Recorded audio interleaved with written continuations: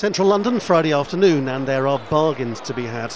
Clothes made half a world away in Bangladesh end up here. The economy is not doing too well, and cheap is popular. If you ask anybody here what they think about the working conditions that people have to put up with in parts of Asia, you have an enormously sympathetic response. But at the same time, if you say to people, do you like the fact that clothes are cheap, everybody would say yes. The bald fact is that there is no evidence that tragedies like the one in Bangladesh have any impact at all on people's shopping habits here.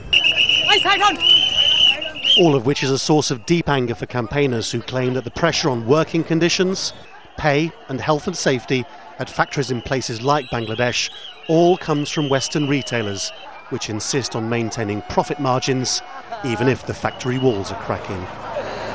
We've heard horrific stories, how year on year they go back saying, yeah, last year you gave it us for £1, this year we want it for 80p. We want it to go down and down and down. The costs always have to come down so that their profits can go up, and that's the basic equation. Of course, retailers disagree. One British giant, Primark, had a supplier on the second floor of the factory. Primark said it was deeply shocked. Primark has been engaged for several years with NGOs and other retailers to review the Bangladeshi industry's approach to factory standards. Primark will push for this review to also include building integrity.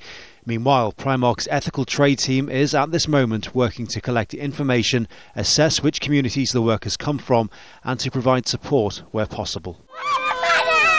But the big brand management question is whether you have to say that you care or whether you have to prove it.